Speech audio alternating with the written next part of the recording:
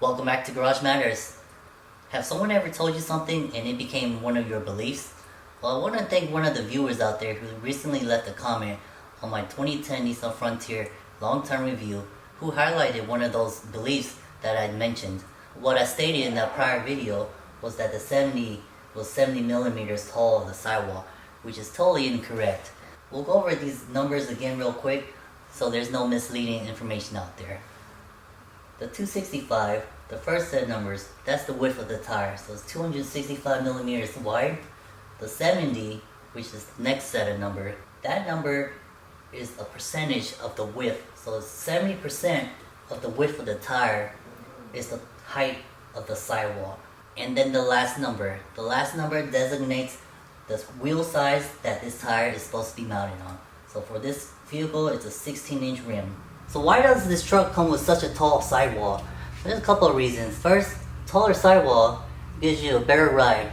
From here down to the ground, you're going to get that extra cushion between the tire and the road. So that extra cushion actually improves the ride quality. Not only that, but it's also a truck. And a taller sidewall is going to help increase the height of the vehicle. Another good reason for having a taller sidewall is that you get less curb rash on these rims. We'll take a look at this rim and I'll show you what I'm talking about. As you can see closely, there's no curb rash. So that's another good reason for having a taller sidewall. It's going to help prevent these curb rashes from happening. Let me show you another car of mine that has curb rash. Now let's move over to the Celica real quick. Now this Celica is riding on a 215 by 40 series. So the 40 series sidewall is definitely skinnier than a 70 series. So this sidewall is roughly about 2¼ inches tall. So with a smaller sidewall like this, obviously there's less protection between the rim and the road. So you're going to get a harsher ride because there's less cushion. But at the same time, we'll take a look at this rim to see how much damage there is, because there's not enough protection from this tire, because this tire is not tall enough to get this rim elevated high enough to avoid those curb rashes. We'll take a look at this rim.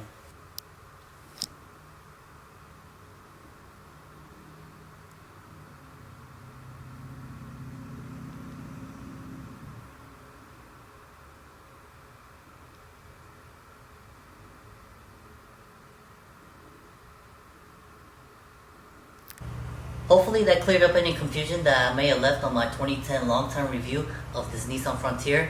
Remember, join us next time on Garage Matters and hit that like and subscribe button. Now on the topic of have someone ever told you something and it became one of your beliefs, I recently picked up these two TVs from a local electronics store. It was a really good deal, so I picked them up. I had a gentleman from inside the store help bring them out to my pickup truck. I was going to lay them flat, but he advised me to stand them straight up like this.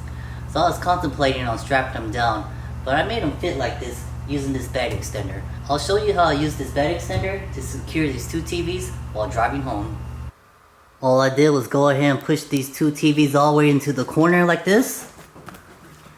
And then on this side, I just pushed the bed extender all the way up against it on this corner. And over here on this side,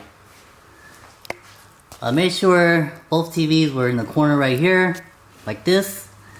And then all I did was tighten it down the bed extender, drove it home like that, and she stayed put. They didn't tip over or anything. So once again, just showing you guys the versatility of this truck.